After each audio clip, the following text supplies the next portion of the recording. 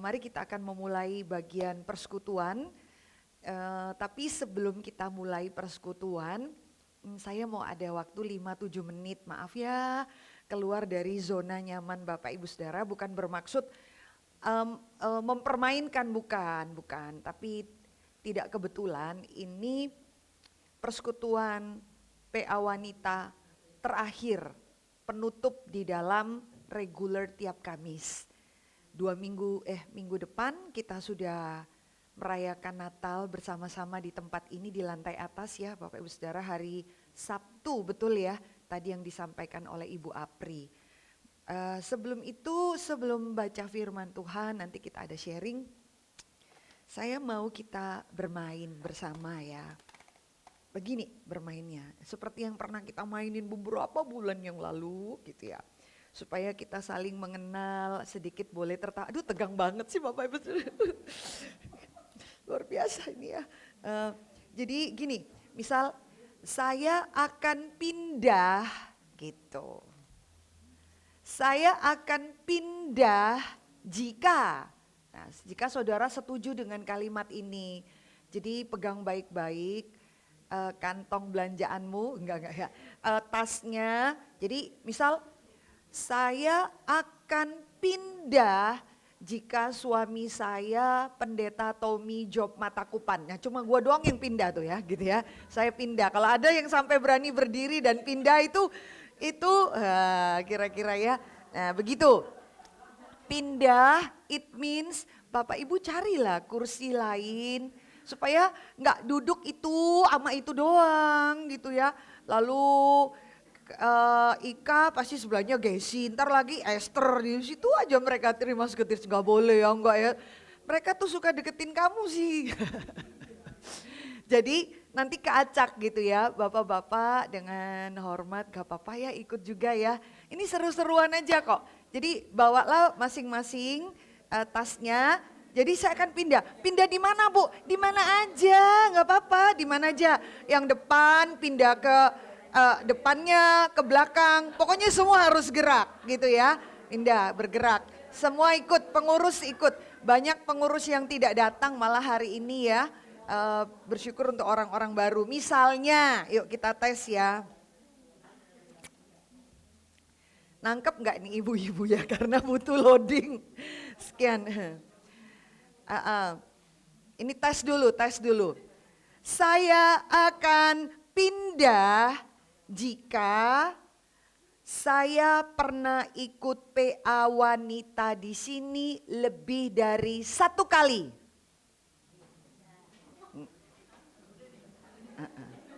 Nah. Lebih dari 1 kali loh. Ibu ya, ibu bingung ya.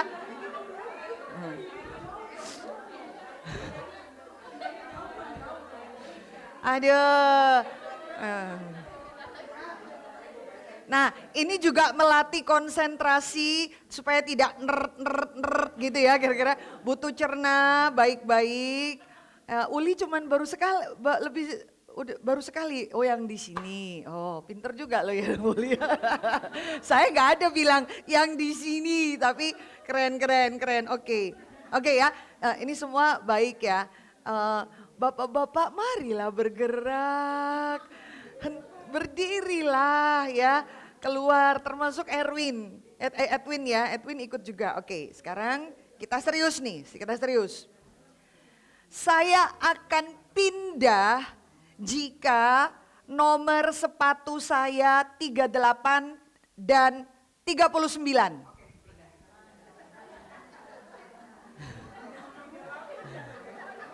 38 dan 39. Oh nggak tahu Luin. Ayo, bingung. Nomor sepatu gue berapa ya ampun. Nomor sepatu bukan punya sepatu berapa nomor sepatu. 38 dan 39. Jangan sombong, 37. Badan segede itu 37. Oke ya. Sekarang diberi time up waktu. Jikalau di dalam 12 detik Anda masih nampak kebingungan, Bolehkah berada di depan dengan saya? Enggak dia ya, nampak kebingungan, agak nau-nau gitu ya. Dengan berat hati aku meminta sementara di depan dengan saya. Oke, ya. Pertanyaan selanjutnya. Belum. Saya akan pindah jika saya pernah bertengkar dengan suami saya.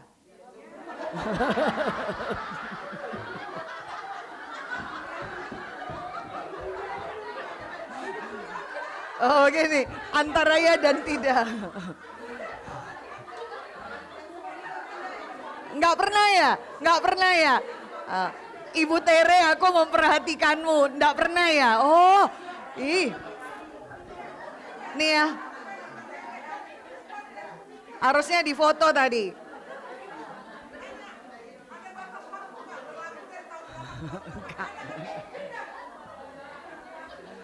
Ibu-ibu, saya melihat ada 3 ibu yang tidak mau pindah.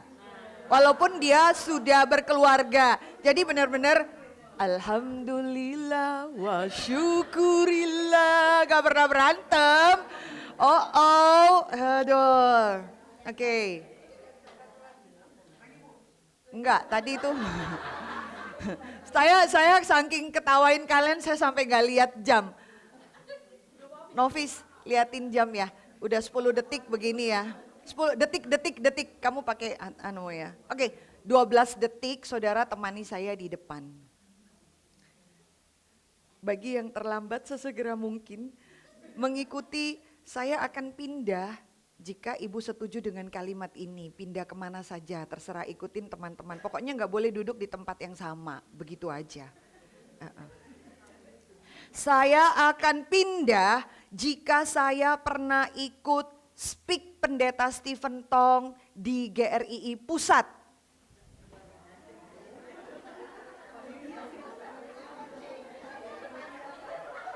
Bu Dina gak pernah ya Bu? Gak pernah lu seumur hidup lu. Lu reform bukan sih? Aduh lu diragukan dah bener-bener. Oke. Novis sudah? Cepet berarti ya? Lama berarti ya 12 detik. Udah. Baru ngangkat lah berapa mama. Kejam kali kau. 10 detik. Oke. Saya akan pindah jika saya datang ke GRII Duren Sawit ini karena saya diajak teman saya. Ya, khusus yang diajak temannya aja. Ke GRII Duren Sawit. Kamu ya, habis ya? Selesai ya. Bu jangan main-main loh Bu, saya angkat ibu ke depan ini masih belas kasihan saya ya. Oke. Saya akan pindah jika saya pernah marah kepada anak dan keluarga saya.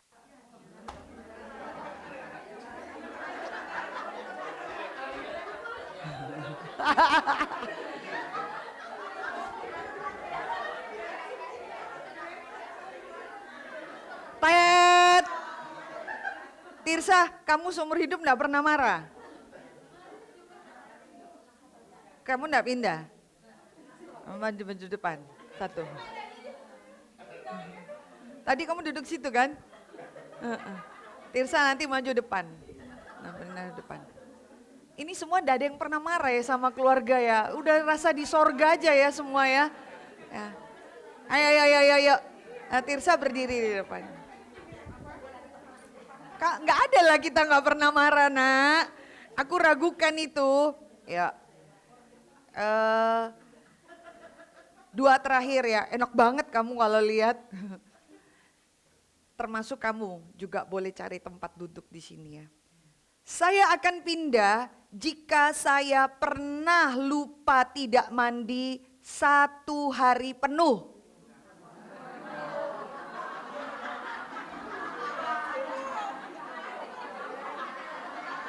Ya udah gua aja yang pindah. Ya, saya namanya lupa saking wanginya. Ya, lu orangnya baik-baik kali, lu ndak ada yang mau kelihatan ya. Heeh.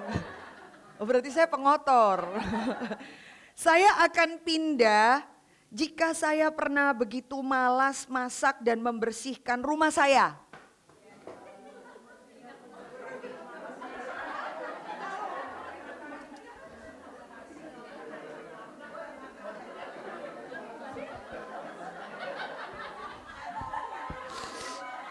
Habis, selesai. Benar ya, golongan separuh ke belakang itu luar biasa. Terakhir, saya akan pindah jika saya sangat bersyukur untuk suami, anak, dan keluarga saya.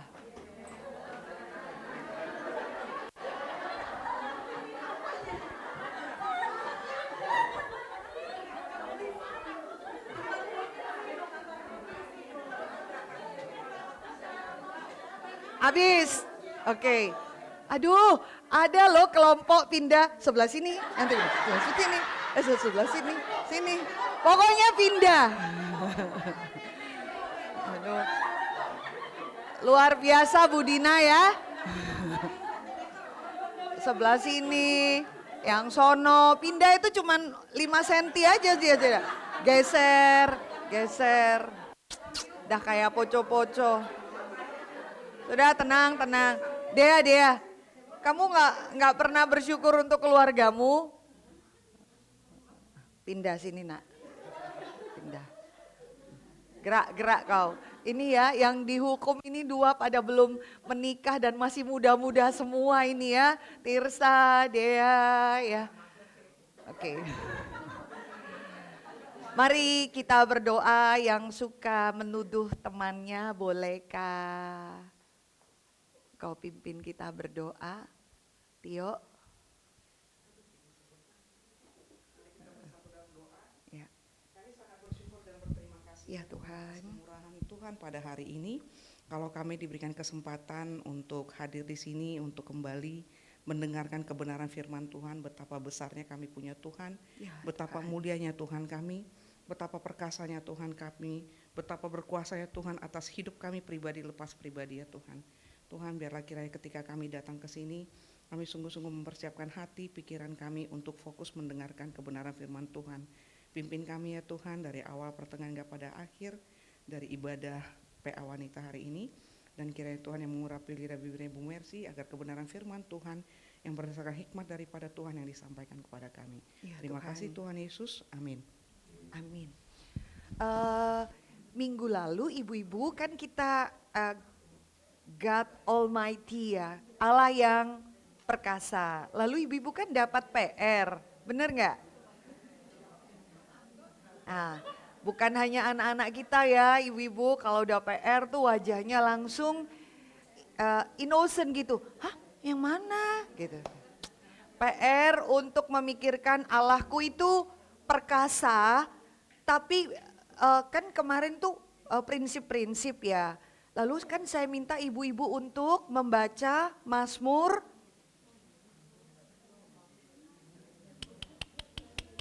pengurus. Hah?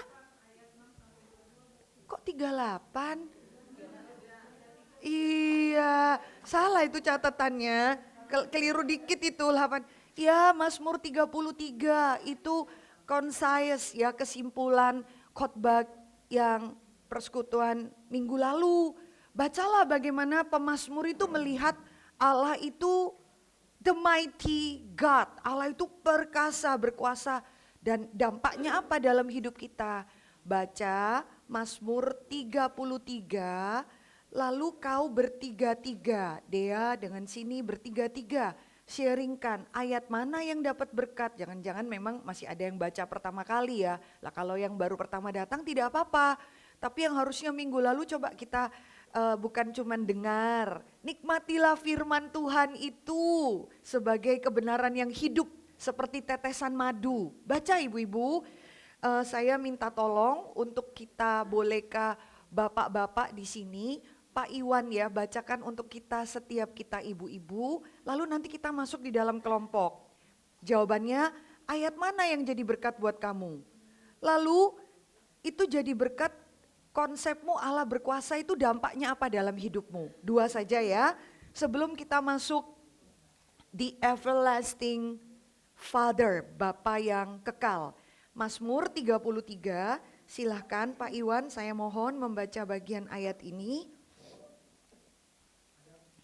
Ya, Mazmur 33 ayat 6 sampai dengan ayat 22, silahkan Pak.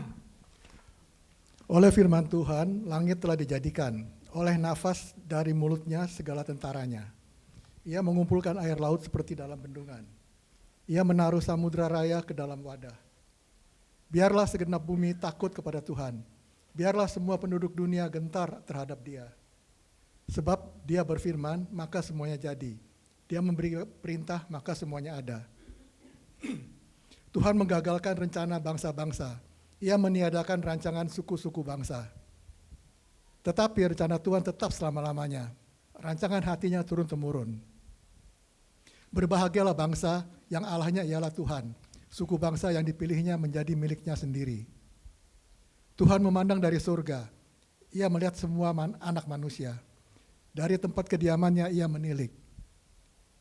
Dari tempat kediamannya Ia menilik semua penduduk bumi.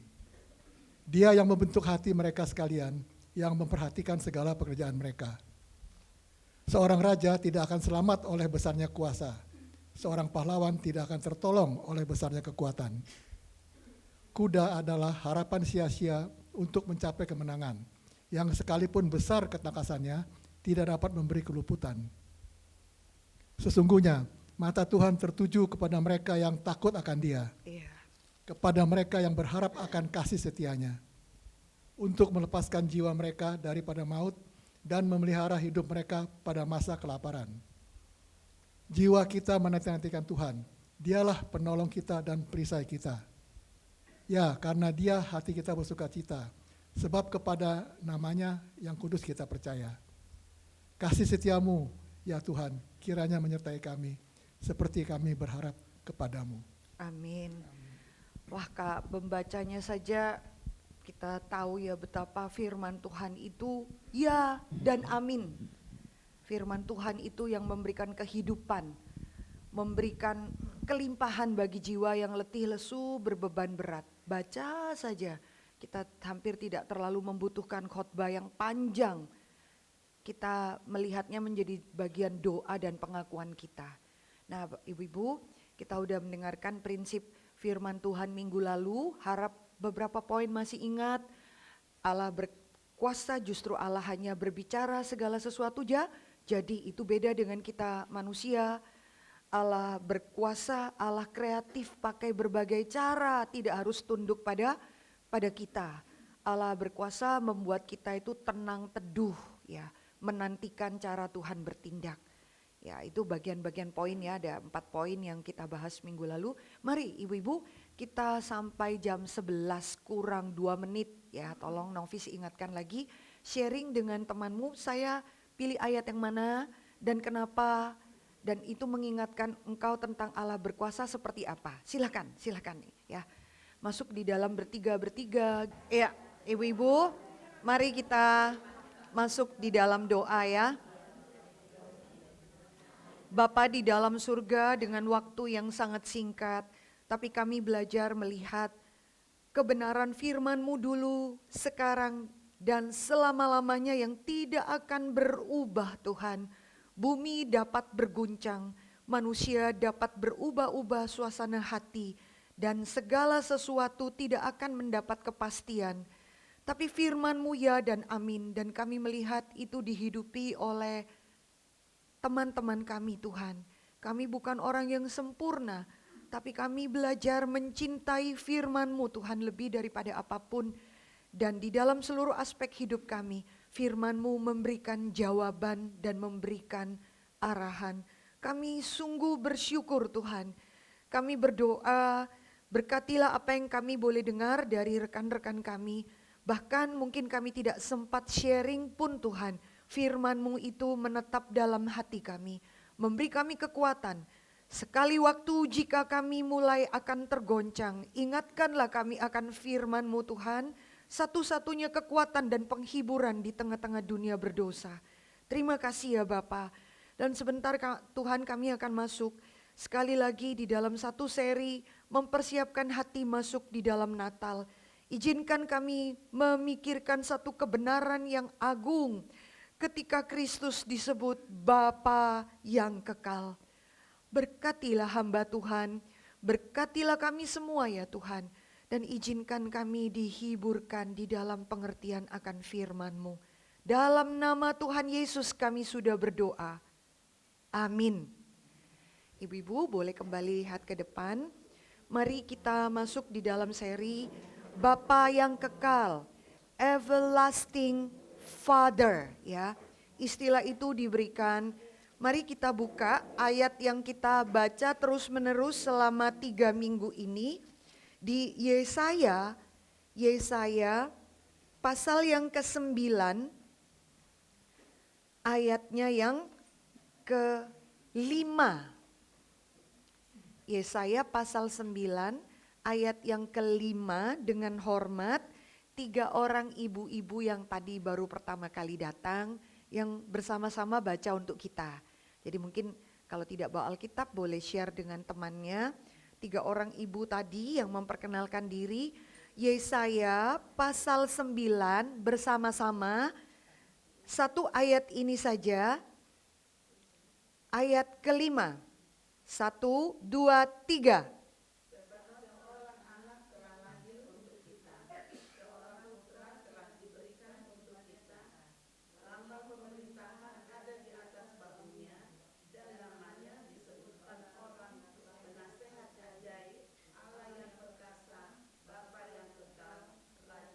Baik, seorang putra diberikan untuk kita.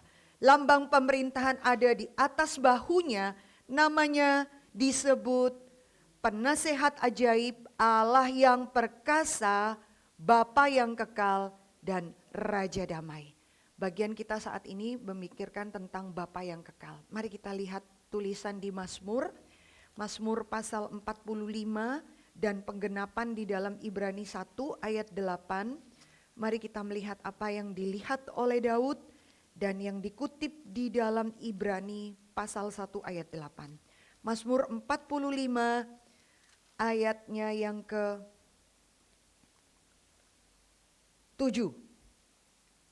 Kita baca bersama-sama. Mazmur 45 ayat 7. 1, 2, 3. Tahtamu kepunyaan Allah tetap untuk seterusnya dan selamanya, dan tongkat kerajaanmu adalah tongkat kebenaran. Bapak Ibu sekalian baca sendiri. 1, 2, 3. Tahtamu.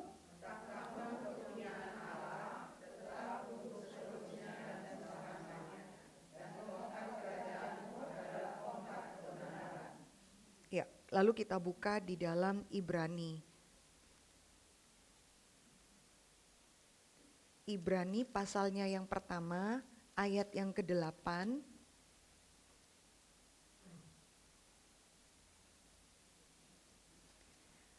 Ibrani pasal 1 ayat 8 bersama-sama lagi. 1, 2, 3. Tetapi tentang anak ia berkata, tahtamu ya Allah tetap untuk seterusnya dan selamanya, dan tongkat kerajaanmu adalah tongkat kebenaran. Ibu-ibu, kalau kita baca dari nubuatan Yesaya tadi, bahwa seorang putra diberikan kepada kita, lambang pemerintahan ada di atas bahunya, lalu 4 nama itu diberikan kepada kita. Bapak Ibu, sebetulnya ayat yang diberikan itu di dalam konteks Tuhan itu sangat terluka, sangat berduka, sangat marah melihat bangsa Israel itu yang berkali-kali ditegur dan mereka tidak mau diubahkan. Hatinya begitu keras sampai Tuhan izinkan mereka dibuang di dalam Babel, diizinkan bangsa-bangsa kafir itu menangkap, memperbudak mereka. Mereka dijadikan tawanan selama 70 tahun lamanya. Jadi Yesaya yang kita baca itu adalah ayat-ayat untuk orang-orang yang sebetulnya keras hati, tidak mau berubah. Orang-orang yang dihukum oleh Tuhan dan di tengah-tengah keadaan yang sangat gelap, tidak ada pengharapan. Lalu nubuat itu diberikan. Ya, seorang putra diberikan untuk kita. Ya, lambang pemerintahan itu kita nggak dapat konteksnya Bapak Ibu Saudara. Tapi bagi orang-orang buangan, nggak ada masa depan, orang-orang yang sudah dirampas, dipisahkan dari keluarga. Ayat ini tuh betul-betul suatu pengharapan. Ini belum selesai loh, story hidupmu belum selesai loh. Wait ya, akan ada pengharapan. Bangsa yang berjalan dalam kegelapan itu akan melihat terangnya yang ajaib. Kamu dalam kondisi kegelapan tapi ini belum the end of the story. Ada pengharapan, seorang putra diberikan dan dia penasehat ajaib, Allah yang berkuasa, sedangkan mereka sendiri ditahan, diperbudak. Lalu konsep apa? Bapa yang kekal. Bagaimana ya kebenaran-kebenaran ini lalu terakhir di Natal Raja Damai. Itu menghiburkan orang-orang yang di pembuangan ini loh, orang-orang yang kehilangan suami, istri, anak-anak, rumah. Orang-orang yang kehilangan identitas, bagaimana kebenaran ini mengubahkan mereka? Ibu-ibu, kalau kita lihat ya, kita buka lagi tetap Yesaya, jangan ditutup. Itu Yesaya itu dari pasal yang 1 saja. Kalau kita lihat betapa tegar tengkuknya mereka. Ya, kalau misal pasal 1 ayat 5, itu kita seperti merasakan hati seorang bapak dan ibu. Kamu ini mau dipukul di mana lagi gitu ya. Coba kita lihat ayat yang kelima, 1, 2, 3. Di mana kamu mau dipukul lagi, kamu yang bertambah murtad, seluruh kepala sakit dan seluruh hati lemah, lesu. Dari telapak kaki sampai kepala tidak ada yang sehat, bengkak dan bilur dan luka baru, tidak dipijit dan tidak dibalut dan tidak ditaruh minyak. Negerimu sepi, kotamu terbakar, terus ya itu orang-orang yang dibuang saudara.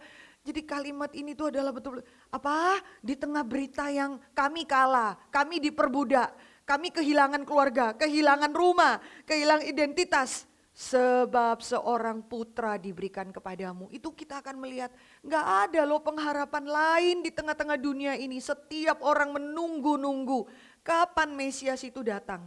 Berita itu very crucial Bapak Ibu Saudara. Berita yang satu-satunya ditunggu oleh, gak ada yang bisa merubah hati manusia berdosa Bapak Ibu Saudara. Orang itu di penjara berkali-kali, keluar penjara bukan jadi tambah baik. Tambah lebih jahat, lebih tricky, lebih memikirkan bagaimana supaya aku gak ketangkap lagi. Gak ada yang bisa merubah hati manusia, digebukin seperti apapun. Kapok, masuk penjara. Lagi buat lagi dia, dan dia pikir bagaimana supaya saya tidak ketangkap lagi. Enggak bisa. Hati manusia digebukin sampai dia berdarah-darah, saya perlihat orang di maling itu ya, aduh serem banget Bapak Ibu Saudara, di satu gang rumah saya, orang tuh pakai helm pukulin kepala dia. Kapok, aduh saya sampai ngeri. Denger tetangga bilang 1,5 bulan keluar maling lagi dia. Hati manusianya enggak bisa Bapak Ibu Saudara. Pakai ilmu pengetahuan, gak bisa. Makin pinter, makin gak butuh Tuhan. Pakai pendidikan, coba bagaimana pendidikan S1, S2, S3, makin tinggi pendidikan. Yang namanya dosa, sakit penyakit, penjara, rumah sakit gak pernah sepi, penjara gak pernah kosong. Gak ada obatnya kita ini Bapak Ibu Saudara, gak ada. Kita semua menunggu satu-satunya Mesias Juru Selamat yang bisa melepaskan kita dari semua kerusakan. Rusaknya di luar dan yang lebih parah rusaknya di dalam hati. Berita ini krusial dan ribuan tahun lalu sampai sekarang berita ini ya dan amin Bapak Ibu Saudara. Kalau Bapak Ibu baca nanti di rumah ya, pasal 8 ayat 7 sampai 8, pasal 9 ayat 12 sampai 15, itu kesedihan Tuhan loh, kamu itu lebih parah dari Sodom Gomora. Ya, Tuhan berikan pengertian kepada mereka dan puji Tuhan. Di pasal-pasal yang penuh dengan kemarahan dan penghukuman Tuhan, ayat-ayat nubuatan ini diberikan untuk kita.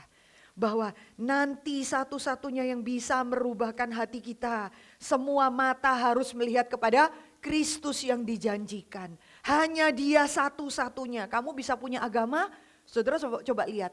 Orang beragama itu orang pakai jubah agama, kerja di gereja, adalah orang paling berani berdosa.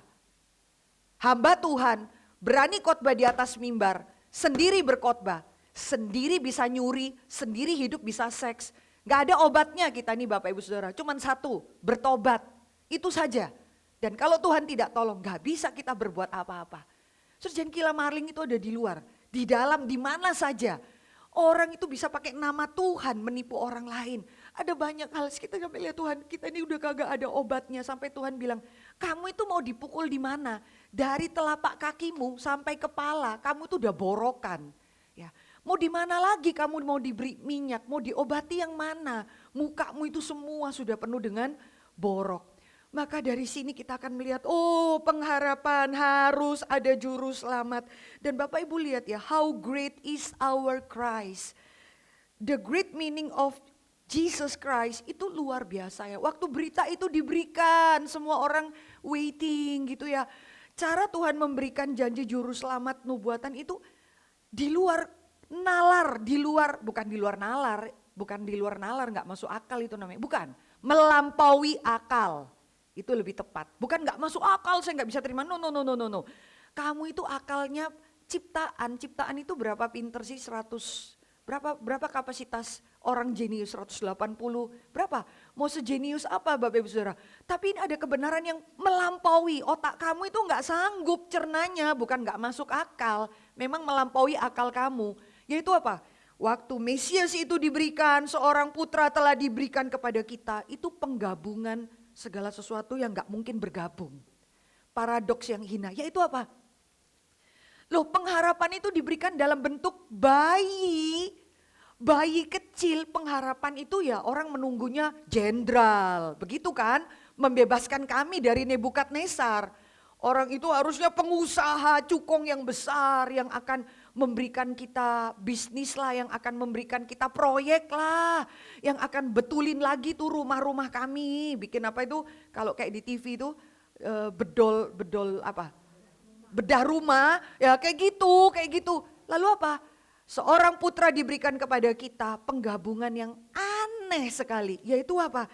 Seorang bayi yang seperti apa? Just a little baby. Di sana ada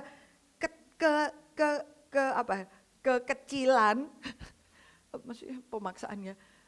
Ya kecil sekali, tetapi di dalam diri bayi yang kecil Allah katakan, lambang pemerintahan saya berikan di atas bahunya. Dialah Bapa yang kekal. Kekecilan dan kebesaran, maksa. Kehinaan dan kemuliaan di dalam satu titik, bayi Yesus itu. Di dalam apa? Kelemahan, pada titik yang sama dia lemah. Cuman bayi, tapi Alkitab katakan itu Almighty God, Allah yang berkuasa.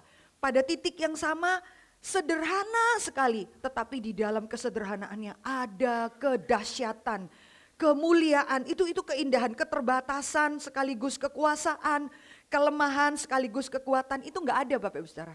Orang kalau kuat nggak bisa pada titik yang sama dia lemah, nggak bisa. Lemah ya lemah aja, miskin ya miskin aja, nggak ada miskin dan kaya, nggak ada. Hamba ya hamba aja lu, jongos lu, pembantu lu, nggak ada.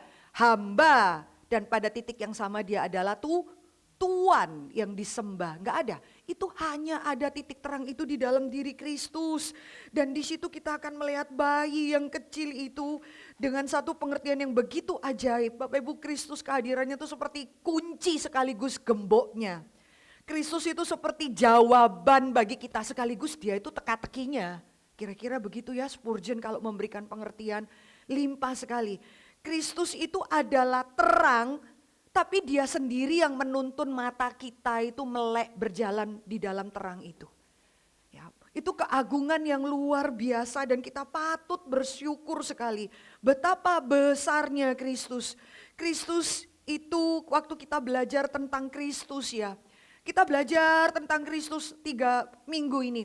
Tetapi pada saat yang sama kalau saya belajar tentang matematika, saya subjek, matematika jadi objek saya.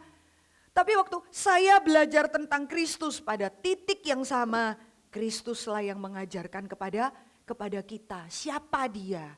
Kalau Kristus tidak mengajarkan, semua yang kita omongkan ini teori saja, berdebat yang gak penting-penting.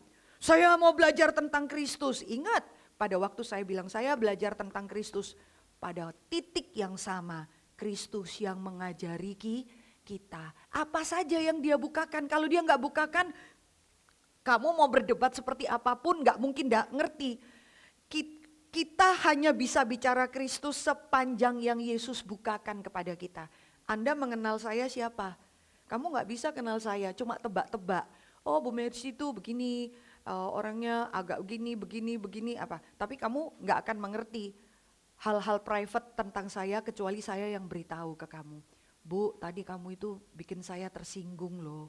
Oh ya Bu, itu hanya bisa kalau saya beritahu kepada kamu. Kamu tebak-tebak aja, Bu Mercy ini kayaknya marah. Enggak, dia memang gayanya gitu kok, marah-marah selalu gitu ya. Oh, tapi enggak kok dia gini, kecuali saya beritahu. Saya tadi enggak marah, saya bukan marah sama kamu, saya marahnya sama si A, gini. Oh saya tuh kesukaannya ini, oh hal yang memalukan bagi saya tuh ini. Oh binatang yang paling saya takutin itu ini. Itu Anda bisa tahu waktu apa? Waktu saya menyingkapkan diri. Saya buka diri saya kepada kamu, baru kamu bisa tahu apa yang saya pikirkan. Dan begitulah waktu kita bersama-sama 3 minggu ini. Tuhan, saya belajar tentang Kristus yang dinubuatkan pada saat yang sama. Kita hanya bisa belajar sepanjang Kristus menyingkapkan diri kepada kita. Dan itu semua ada di dalam Alkitab. It is enough. Kelimpahan, keagungannya, semua ada di dalam Alkitab. Maka luar biasa indah kita memikirkan tentang Kristus. Dan khususnya dalam bagian ini, Bapa yang kekal. Hati-hati Bapak Ibu Saudara. Di dalam bagian ini kita tuh bisa mikir gini, oh iya ya, jangan sampai saudara terjebak. Ini ayat yang sebenarnya bagi saya pun, saya sulit sekali. Saya tidak bisa menjelaskan dengan, menurut saya ya, sederhana, bisa dimengerti dengan lugas ya. Ya kita butuh pertolongan Tuhan. Waktu kita bilang gini, oh jadi seorang anak, oh ini Kristus, oh Kristus itu Bapa yang kekal, oh oke. Jadi saudara memikirkannya itu apa? Kristus itu siapa? Oh Kristus itu ya Bapa. Terus Kristus itu siapa? Ya anak itu ya Kristus. Kemudian Roh Kudus itu ya Kristus segala-galanya, hancur loh, kacau konsep kita. Ayat ini sama sekali waktu kita berkata Kristus itulah dia, sebutannya Bapa yang kekal, maka di dalam konsep Tritunggal, Bapa itu adalah Kristus, bukan. Bapak Ibu Saudara, Allah Bapa bukan Allah Anak, Allah Anak bukan Allah Bapa. Allah Bapa dan Allah Anak bukan Allah Roh Kudus. Selain itu saudara Sabellianism. Ya, itu dari ribuan tahun yang lalu sudah masuk di dalam mainline ajaran sesat. Entah kenapa ribuan tahun kemudian masih diajarin di gereja. Zaman bapak-bapak gereja awal itu udah gak perlu diperdebatkan. Kenapa? Sesat, mereka gak kayak kita sekarang gap 2000 tahun. Zaman itu waktu dengar, oh Allah Bapa maksudnya Yesus, Allah Bapa dan Yesus itu sama, cuman beda Allah Bapa itu perjanjian lama, Yesus itu perjanjian baru. Nanti zaman turunnya Roh Kudus sampai sekarang itu Allah Roh Kudus. Kacau loh Bapak Ibu Saudara, itu bukan ajaran Allah Tritunggal loh, bukan seperti itu. Segala-galanya pokoknya Yesus. Saya nggak mau ikut hamba Tuhan siapapun. Pokoknya saya ikut Yesus, seolah-olah orang ini paling rohani. Saya nggak mau berdebat Allah Tritunggal. Pokoknya saya hidup mati ikut Yesus. Celaka Bapak Ibu. Inilah hidup yang kekal itu jika kita mengenal satu-satunya Allah yang benar, the only one God. Dan mengenalnya di dalam diri Kristus, betul. Tapi nggak ngawur, Allah berapa itu bukan Allah Anak. Allah Anak bukan Allah Bapa, Allah Anak bukan Allah Roh Kudus. Jadi ini maksudnya apa? Bapak Ibu, istilah yang disebutkan Bapa yang kekal itu sebutan yang diberikan kepada Kristus, Allah Anak. Dan di dalam budaya bahasa Ibrani itu mereka punya kebiasaan gini Bapak Ibu Saudara. Misal kalau saudara lihat di dalam Kejadian pasal 3 itu ada kalimat begini ya. Lalu ini memperanakkan ini, Yubal. Yubal itu adalah orang yang biasa, coba kita lihat Kejadian ya supaya lebih tepat ya, supaya saya nggak salah kutip ya. Kejadian pasal 4 misalnya ayat 20 ini bicara mengenai keturunan dari Kain ya, tapi penyebutannya itu menolong kita untuk melihat, oh Yesus disebut Bapa yang kekal bukan berarti dia itu Allah Bapa, bukan, tetapi maksudnya adalah, coba kita lihat, Reni tolong baca untuk kita Ibu Reni ayat 20 sampai dengan ayat 22, silahkan. Kejadian 4 ayat 20 sampai 22. Ada itu. Ada itu melahirkan Yabel. No, ulang. Yabal, sorry. Ada itu melahirkan Yabal. Dialah yang menjadi bapa orang yang diam dalam kemah dan memelihara ternak. Nama adiknya ialah Yubal. Dialah yang menjadi bapa semua orang yang memainkan kecapi dan suling. Zila juga melahirkan anak, yakni Tubal Kain, bapa semua tukang tembaga dan tukang besi. Adik perempuan Tubal Kain ialah Naamah. Ya, sampai demikian ya. Jadi penyebutan bapa itu bahasa sederhananya gimana ya?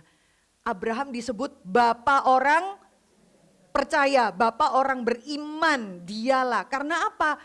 Karena Abraham itu memberikan apa ya?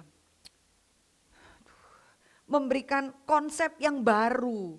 Bahwa orang datang kepada Tuhan kalau dulu mereka diterima berdasar perbuatan, tapi Abram waktu diterima Tuhan dia diterima bukan karena perbuatan baik. Kenapa? Dia dulu penyembah berhala. Di Ur Kasdim itu dia menyembah berhala. Tuhan panggil dia keluar dan dia disebut bapa orang beriman. Maka lewat Abrahamlah itu memulai sesuatu restorasi yang baru, sistem yang baru. Bahwa kamu datang pada Allah itu diterima bukan karena kamu berbuat baik, tapi karena iman. Nah kebiasaan itu, jadi ibu bapak ibu lihat ya, Yabal dialah bapak dari semua orang yang memainkan musik. Ya, kenapa? Oh, dari keturunan ini berarti dia menunjukkan ini seluruh sistem saya ya. Saya ini golongan rombongan orang-orang yang pertama kali menciptakan musik, kira-kira gitu. Lalu Yubal disebutkan apa? Yubal dialah bapa dari segala keturunan yang punya apa? Ternak, kambing, domba, semua gitu. Oh, kebalik. Terima kasih, Anda berarti serius mendengarkannya. Thank you. Iya. Yubal yang musik, oke. Ya, harpa, pemain harpa. Yabal itu bapak ternak. Lalu apalagi satunya yang terakhir? Iya, lalu Tubal Kain. Dia bapak dari semua yang jago-jago perang itu. Tembaga, lalu semua yang hal demikian. Jadi bapak itu berbicara, kamu ini lagi memulai suatu klan, suatu restorasi yang baru. Nah di dalam Kristus itu kita disebutkan kalimat ini. Dialah Bapa yang kekal. Itu bicara mengenai apa? Itu bicara bukan mengenai konsep Allah Tritunggal. Itu berbicara mengenai Kristus berelasi dengan kamu dan saya. Berelasi kita itu mengenai ada sistem yang agung, yang baru. Nanti kalau anak itu lahir, kita menyebutnya Bapa yang kekal.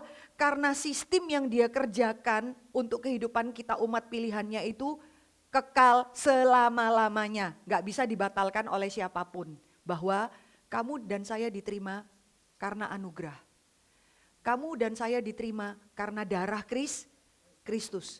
Ketiga, kamu dan saya diterima karena Kristus sudah menang. Keempat, kamu dan saya hidup iman kita sekarang bukan berjuang untuk menang, tetapi kita berjuang dari titik kemenangan menuju kepada kemuliaan. Ngerti mau saya? Jadi selama-lamanya kalau kamu sungguh-sungguh dalam Tuhan, kamu pasti menang. Kamu bisa jatuh tapi tidak akan tergeletak. Itu prinsipnya. Jadi kita itu setelah Kristus Bapa yang kekal itu merubah satu restorasi konsep iman di dalam planet bumi ini. Dulu manusia itu diterima karena perbuatan baik. Sekarang gak bisa, Bapa yang kekal itu memberikan satu sistem yang baru, kamu dan saya diterima karena the blood of Christ. Dan kamu dan saya hidup kita setiap hari peperangan rohani. Iblis itu seperti singa yang mengaum-ngaum, menunggu kapan bisa menerkam kamu. Kita langsung bilang matilah kita Tuhan. Tuhan bilang gak akan mati karena saya sudah mati buat kamu. Dan saya bangkit. Kamu bisa terluka. Berdarah-darah, ya tapi gak akan mati. Kenapa? Karena Kristus sudah bangkit dan itu tidak bisa dibatalkan oleh siapapun. Puji Tuhan, untuk itulah kita melihat Kristus sebagai Bapa yang kekal. Perjalanan iman kita itu perjalanan yang kekal, tidak on off Bapak Ibu Saudara. Hari ini dipelihara Tuhan, besok gak dipelihara Tuhan, tidak. Karena kita memiliki Bapa yang kekal. Sampai sini bisa mengikuti, kita tidak pernah memikirkan, loh ini jadi Kristus itu Bapa juga, Allah Bapa, lalu ketuker-tuker peran. Tidak Bapak Ibu. Justru dari bagian ini Kristus menolong kita melihat Bapa dengan benar. Alkitab katakan Allah itu adalah roh, gak ada satu orang bisa melihat Bapa. Jadi kita melihat Allah Bapa yang kekal, Tritunggal, lihatnya lewat siapa? Lewat Kristus. Mari kita buka Yohanes pasal 14. Kristus yang menolong kita. Kamu gak mungkin lihat Bapa. Kamu lihat Bapa lewat saya. Sederhananya begitu. Boleh minta Kak Uli baca untuk kita. Uli baca ayat 8. Iya. 14 ayat 8.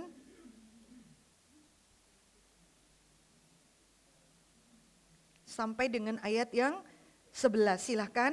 Ini waktu Yesus habis mengajar ini loh Bapak Ibu Saudara. Akulah jalan, kebenaran, dan hidup. Ini ayat penting loh. Yang Yohanes 14. Akulah, I am the way, the truth, and the life. Langsung kacau tuh Thomas. Tuhan ini ngomong apa? Jalannya di mana? Thomas bingung. Filipus ikut nambahi bingung. Sudahlah Tuhan jangan panjang-panjang lah kau ini filsafatnya. Jalan, Bapa, langsung aja silakan Uli baca untuk kita. Coba lihat bagaimana pertanyaan Filipus. Yohanes 14 ayat 8 sampai 11, terjemahan baru ya. Iya. Kata Filipus kepadanya, Tuhan tunjukkanlah Bapa itu kepada kami, itu sudah cukup bagi kami. Kata Yesus kepadanya, telah sekian lama aku bersama kamu Filipus, namun engkau tidak mengenal aku. Siapa yang telah melihat aku, ia telah melihat Bapa. Bagaimana engkau berkata, tunjukkanlah Bapa itu kepada kami. Ya, sampai di sini bisa mengikuti ya. Ya, ini bukan drama ya. Yesus waktu dibaptis pertama kali dibaptis pertama kali langit terbuka, nampak burung merpati, lalu ada suara Bapa berkata, inilah anak yang kukasihi, kepadanya aku berkenan. Itu enggak drama. Kalau drama Yesus di situ terlalu backsound, ada suara. Itu namanya drama. Enggak, ini enggak drama ini. Ada suara Allah Bapa, tapi kita enggak bisa lihat Bapa. Maka waktu Yesus datang, kamu semua enggak mungkin bisa lihat Bapa. Lihatnya di only one me. Ya, akulah satu-satunya jalan. Nah itu yang, maafkan ya, agama Islam, agama apapun di dunia ini susah terima Yesus. Kenapa? Mereka itu mau lihat Bapa, tapi tidak mau lewat Yesus. Enggak mau, mereka lewat yang lain, mereka susah. Lah ini lahir dari perawan, bingung kali, enggak masuk akal. Bukan enggak masuk akal, tidak melampaui akal kamu. Jadi ketika orang semua, saya mau lihat Bapa, agama Islam bilang, saya mau lihat Allah. Lewatnya Muhammad. Yesus bilang enggak bisa. Enggak ada satu orang pernah melihat Bapa selain anak yang bersama-sama dengan Bapa. Aku dan Bapa adalah satu. Lalu bilang sama Filipus, Filipus, telah lama kamu bersama-sama dengan aku dan kamu masih tanya Bapanya yang mana? Kira-kira gitu ya. Kalau kamu lihat aku, kamu lihat Bapa. Semua karakter Bapa yang agung, yang mulia, yang penuh cinta kasih, yang ajaib, yang dahsyat, kita nggak mungkin lihat Bapak Ibu Saudara. Kita itu mati pasti. Ya, maka kita bisa lihat hanya karena apa? Kristus jadi manusia. Itu sama kalau saya kecil itu lihat semut-semut itu kalau berderetan terus mama saya buang air. Dulu saya itu ngisi binatang kesayangan, kalau orang tuh isinya kelinci, kucing, saya tulisnya semut. Saya waktu lihat semut itu hampir kena mamaku punya air, saya langsung bilang, lari. Makin saya gebrak-gebrak, itu semut semua makin lari terpencar, ngerti mau saya? Makin saya terpental dia kemana-mana, yang ada semutnya malah cepet mati, kabur, tubruk sana sini. Satu-satunya cara menyelamatkan para gerombolan semut ini adalah saya harus menjadi semut, sesederhana itu. Guys, bestie, kabur, ada air bah mau datang, kira-kira gitu, baru nyambung ngomongnya. Kalau enggak, saking besarnya saya, semut itu kagak bisa mencerna kata-kata saya ini, semua yang besar yang ada dia serabutan sana sini malah mati. Maka saya harus jadi semut di only one supaya tahu. Dan ini ilustrasi ya Bapak Ibu Saudara, ilustrasi saja ya Ibu-Ibu ya. Itu Kristus pun jadi manusia, tetap dia dibunuh sama kita. Kondisinya begitu. Maka kita nggak mungkin lihat Allah itu terlalu besar. Maka Kristus jadi bayi. Di dalam diri Kristus itu segala kemuliaan dan kehinaan jadi satu. Di dalam Kristus itu Allah yang kekal ketemu dengan kita yang terbatas. Kayak gitu. Allah yang tidak berubah dulu, sekarang dan selama-lamanya. Tapi Yesus bisa nangis. Yesus bisa menyesal. Ketemu jadi satu. Di dalam diri titik Kristus. Jadi Allah itu limpah. Kalau Allah kekal dulu, sekarang selama-lamanya nggak berubah. Ya udahlah terserah Allah lah, gue nggak mau doa lah. Allah jadi apa? Dingin, mati, tidak berelasi. Tapi waktu Kristus datang, Allah itu memang kekal. Tapi Allah juga belas kasihan. Allah itu bisa lewat Yesus kita bisa lihat, dia nangis lihat Yerusalem. Yerusalem, Yerusalem, aku itu rindu mengumpulkan engkau seperti induk ayam ingin mengumpulkan anak-anak ayam. Jadi kita makin ngerti hati Bapa lewat siapa? Lewat diri Kristus. Itulah indahnya. Dan kebenaran yang kita terima sekarang adalah Kristus menyatakan diri dikenal sebagai Bapa yang kekal. Di dalam bagian ini. Bapa yang kekal Bapak Ibu Saudara. Maka pengertian ini menolong kita untuk apa? Karena dia kekal ketemu dengan kita yang terbatas. Apa yang mesti kita hidupi dari kebenaran ini? Jangan lupa Bapak Ibu Saudara, bahasanya itu apa ya? Papan caturnya Allah ini kekal dulu, sekarang, selama-lamanya. Kita itu bisa, ada itu. Allah nggak pernah gitu. Dia nggak pernah kaget. Kita bisa, oke. Ternyata ya Bu. Nah, itu kita. Karena kita tidak kekal dan tidak maha tahu. Kita berproses. Gak heran kamu dan saya ini bisa kecewa, bisa meragukan Tuhan. Paling akhir kita bisa menyangkal Tuhan. Tanda kutip ya. Kita bisa gitu karena kita gak punya kekalan. Kalau Allah itu kekal. Ini sekali lagi ilustrasi. Seperti dia di atas menara, soto menara. Lalu dia melihat karnaval, ini gambarannya J.I. Packer ya, tentang Allah kekal. Dari atas, Allah itu kekal dulu, sekarang, selama-lamanya, itu di dalam satu titik. Allah tidak pernah, iya dulu saya begini. Nanti saya akan tambah cinta kamu kalau kamu cinta Tuhan. Enggak. Allah enggak pernah bertambah apa-apa. Jadi Allah itu kekal itu seperti dia di atas, terus dia melihat ini karnaval berjalan. Waktu karnaval itu berjalan panjang sekali, Allah itu melihat yang ujung sana, baru mulai start, yang ujung situ udah sampai finish di dalam satu penglihatan, gitu kan. Cuma kamu dan saya nggak ada di atas, kita ada di bawah, berproses, lagi baris. Yang sini kagak jalan-jalan karena yang sono macet. Ngerti mau saya? Barisan ini. Nggak heran yang sini tuh, itu sebelah sana nggak maju-maju itu. Kenapa? Yang sebelah depan itu mikirkan apa? Aduh sabarlah kau, depan ini loh ada kecelakaan. Bisa ngikuti maksud saya? Yang tidak melihat desain secara utuh. Yang belakang bisa bersungut-sungut, yang depan bisa marah. Yang tengah kepanasan. Terjebak gua ini ya, kira-kira gitu ya. Tapi Allah tahu, tenang, ini belum selesai, sana belum maju, kamu tahan aja, yang sono bisa mengerti maksudnya. Nah itu yang seringkali bikin kita tuh salah ngerti Tuhan, karena kita nggak kekal, kita nggak tahu tuh yang di depan apa yang terjadi, yang belakang juga nggak tahu bahwa dia itu didorong-dorong dari orang yang belakang, tapi Tuhan tahu, Tuhan lihat dalam satu titik. Dan Tuhan bilang, tenangkan hatimu. Kenapa engkau letih, lesu dan berbeban berat?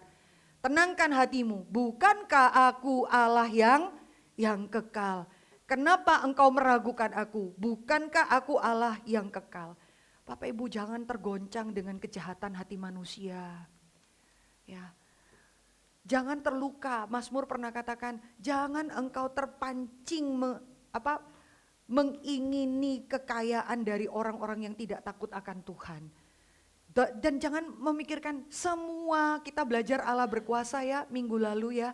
Tuhan izinkan ini bohong, ini ngerampok semua. Tapi kita tahu bahwa God is a mighty God.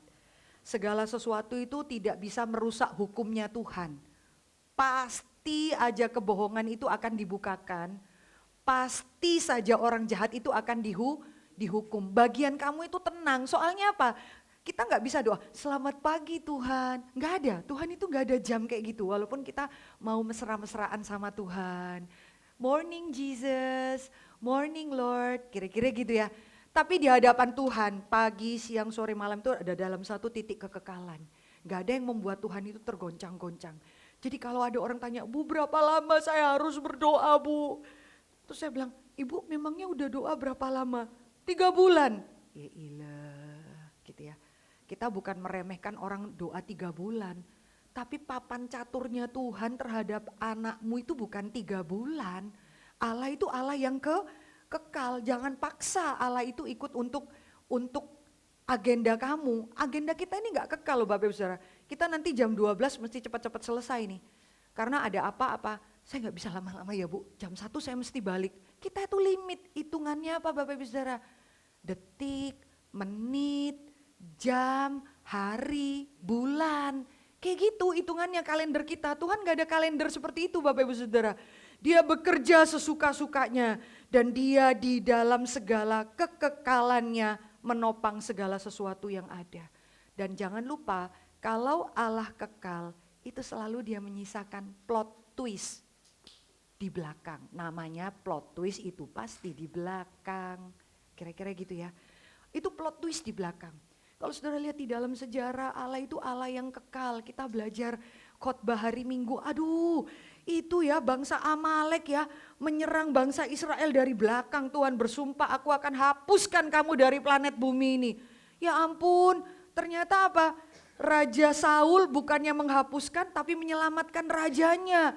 Lalu kemudian di zaman Esther bangkitlah orang jahat seperti Haman. Bukan cuma mau bunuh Mordekai tapi mau membunuh seluruh bangsa. Saudara kalau lihat dari sini kita deg-degan ngikutin story-nya. Habislah ini Tuhan. Haman betul-betul bukan, ini kan orang NPD akut sakit jiwa. Kamu ya enggak hormat saya. Kan harusnya saya bunuh kamu. Ya udah selesai. Saya bunuh kamu, istrimu, anakmu, keluargamu, emakmu, keturunanmu, bangsamu. Ini orang sakit bener-bener sakit. Itu yang Haman. Saudara akan ngelihat apa yang terjadi kalau kita tidak punya Allah yang kekal, Allah yang pernah janji sama Musa. Aku sumpah loh Musa, kasih tahu sama Yosua, bangsa Amalek ini kudel dalam sejarah. Kudilet, kuhapus dia dalam sejarah. Semua mikir-mikir, loh Tuhan kapan dihapusnya? Saul gak berani menghapus, siapapun gak berani menghapus. Nanti tangan Tuhan hapus pada zamannya siapa? Esther. Ratu Esther, kamu semua ya yang tidak mau taat sama saya yang kekal. Ini makanya Bapak Ibu tahu ya, Haman itu adalah keturunan dari raja-raja orang Amalek. Yang Tuhan bilang bunuh, bunuh, bunuh. Saul bilang jangan bunuh karena rajanya terlalu hebat, binatangnya gemuk-gemuk, jangan bunuh. Tuhan bilang bunuh, kalau tidak dibunuh mereka nanti yang bunuh kamu. Dia gak berani bunuh, manusia kira Tuhan lupa. Selesai, sejarah the end. Tapi a few moments later. Gak a few moments ya, few years later. Manusia sudah lupa, Tuhan gak bisa lupa. Tuhan bilang, doh kan kamu gak mau bunuh ya. Sekarang kamu lihat, satu orang Haman karena benci dan dengki, seluruh bangsa mau dibunuh. Disitulah Tuhan intervensi, gak bisa, gak mungkin batal. Saya sudah janji, Amalek ini akan saya delete dalam sejarah. Dan asli, langsung ya memang caranya Tuhan itu kekal. Bayangkan saudara, aduh saya kalau khotbah Esther itu bayangkan ya, Haman itu saking bencinya sama Mordekai. Orang kalau mau disula, saudara tahu orang disula ya, itu ditusuk dari sini, tembus ke kepala, itu 3 meter, enough. Tusuk, selesai. Wah, Haman itu saking bencinya, gak bisa, saya gak mau tusuk dari sini ke sini. Saya mau bikin 50 meter, itu nusuk siapa? Gara-gara dia bikin itu sula 50 meter, Alkitab bilang di dalam catatan Ester, dia kerja semalam-malaman sehingga rajanya gak bisa tidur. Berisik. Kok seru ya Tuhan ya? Gak bisa tidur, gara-gara deduk gak bisa tidur. Rajanya bilang, sudahlah, aku ini mau tidur lah. Gimana ya? Biasa ya orang supaya cepat ngantuk itu baca sejarah kan. Kalau kamu baca Alkitab, awas lo ya. Oh dengar khotbah. Ini rada rohani dan rohana bercampur jadi satu ya. Jadi bacain, lalu baca, oh ini raja keturunan ini ada orang berjasa, namanya Mordekai. Apa? Mordekai, kita sudah kasih hadiah belum? Belum. Nah gara-gara gak bisa tidur saudara, langsung panggilkan, kita harus kasih hadiah buat Mordekai. Singkat cerita Bapak Ibu Saudara, langsung Ester lewat 3 kali pesta, jadi dia ini betul-betul ratu yang tenang.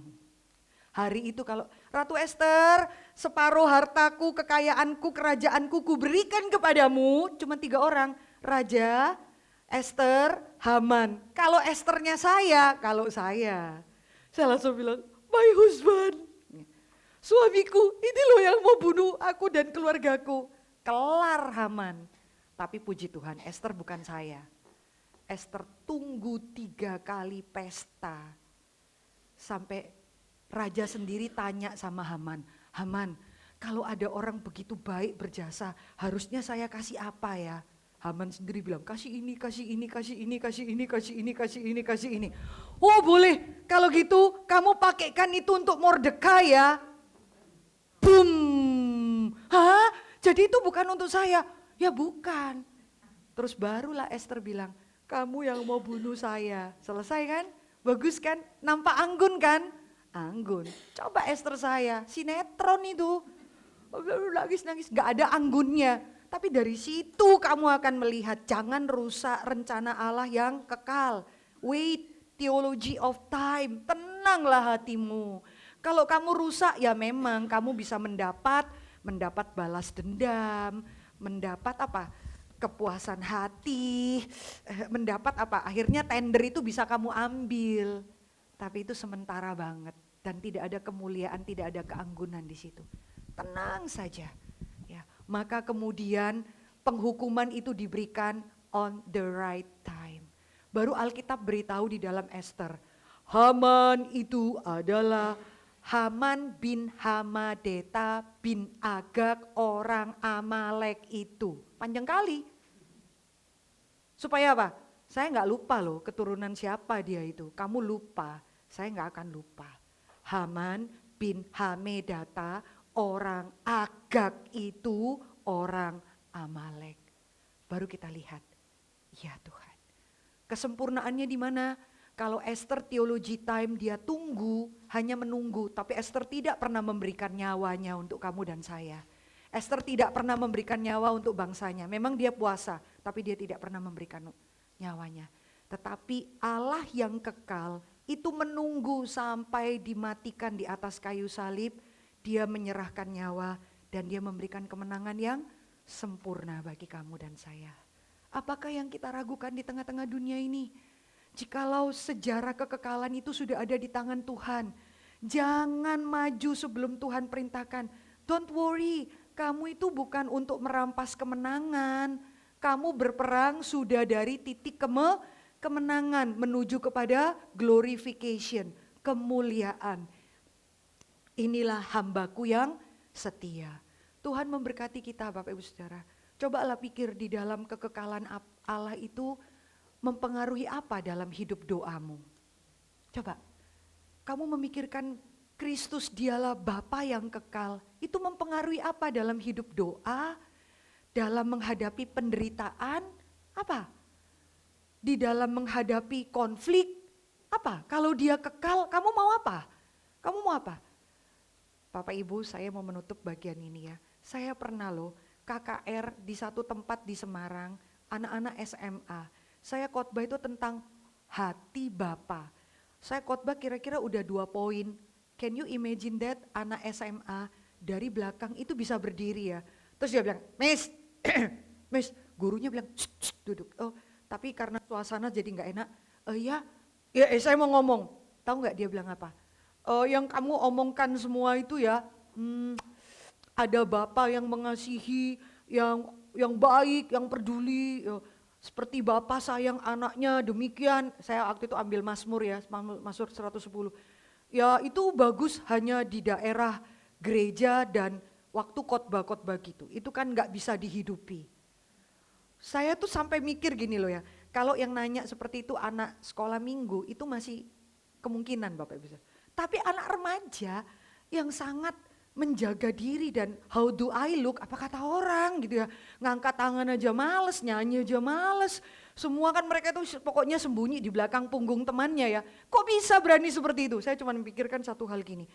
Sebetulnya terpacu ingin tegur, kamu duduk gitu ya. Tapi saya pikir gini, Tuhan apa ya yang dialami anak laki-laki ini ya. Sampai dia itu bisa punya keberanian loh di tengah khotbah itu mengintervensi hamba Tuhan. Dan semua kepahitannya itu bisa keluar. Itu bohong, itu ya bagus di khotbah, tapi bohong lah. Nggak ada bapak seperti itu. Bapak Ibu saya itu sampai mati gaya loh. Nggak tahu, oke, saya terima ya. Saya juga nggak bisa jawab. Dia masih jawab loh, ya karena kamu pasti tidak bisa jawab Miss. Terus baru dia duduk. Oh saya seperti mendapat penolakan, tapi hati kita seorang mama ya. Kita tahu aduh Tuhan apa sih yang dia lewati. Selesai khotbah saya ajak doa, saya bilang sama kepala sekolahnya, boleh nggak saya berdoa? Kepala sekolah, maaf ya Bu anak itu, enggak, saya bukan mau tegur dia.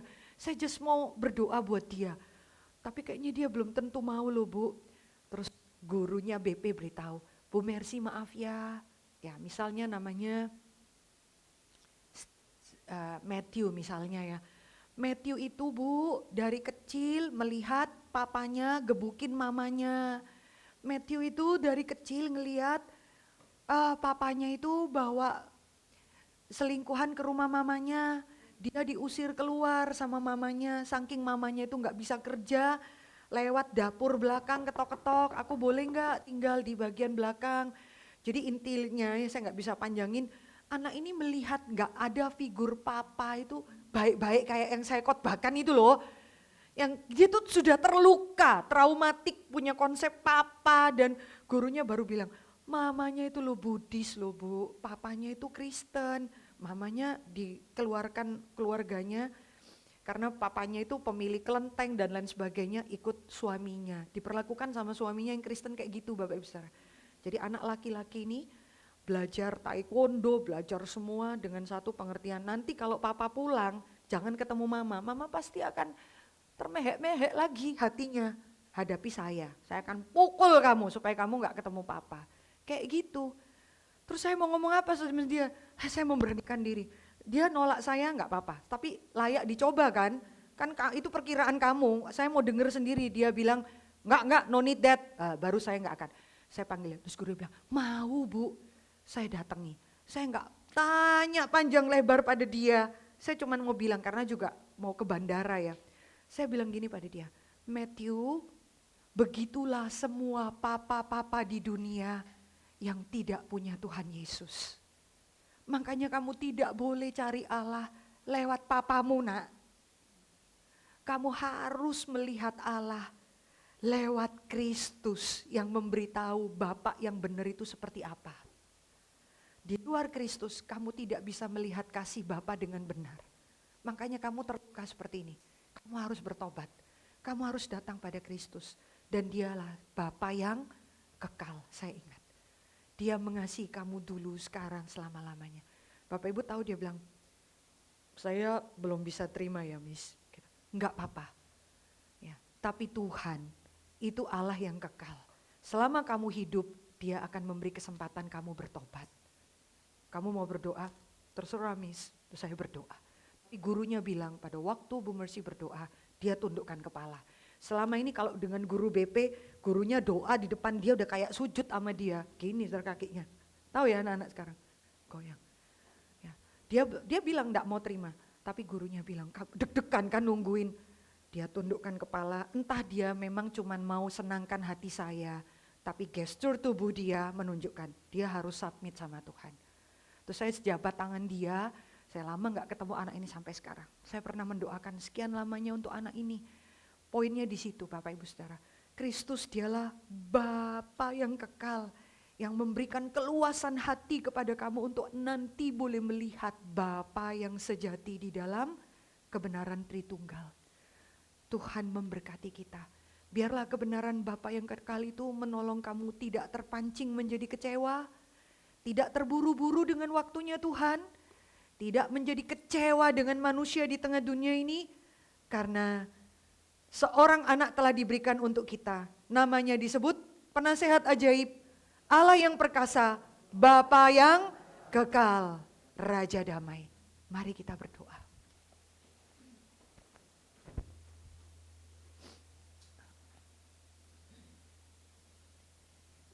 Saya mohon dengan hormat, bolehkah Ibu Rani menutup kita di dalam doa dan mendoakan setiap kita menghidupi kebenaran Kristus Bapa yang kekal di dalam perjalanan iman kita. Mari kita tundukkan kepala, kita berdoa. Bapa di dalam surga, Ya Tuhan, kami bersyukur untuk firman Tuhan yang baru saja disampaikan oleh hamba-Mu Tuhan. Kami bersyukur Tuhan bahwa sanya Tuhan, di saat kami menerima Tuhan Yesus sebagai Tuhan dan Juru Selamat pribadi, Engkau adalah Bapa yang kekal bagi kehidupan kami. Segalanya boleh terjadi atas hidup kami Tuhan. ya Tuhan. Tetapi Tuhan firman-Mu mengajar bahwa kami melihat segalanya di dalam kekekalan Allah. Benar Tuhan. Kami bersyukur Dunia ini Tuhan membingungkan dengan kami, ya apa Tuhan. yang terjadi di dalam kehidupan kami, baik suka ataupun duka. Tuhan. Kami percaya kami melaluinya di dalam pertolongan Allah, di dalam kasih karunia Allah. Bapa di dalam surga, setiap kami yang datang pada saat ini membawa segala pergumulan di dalam hidup kami.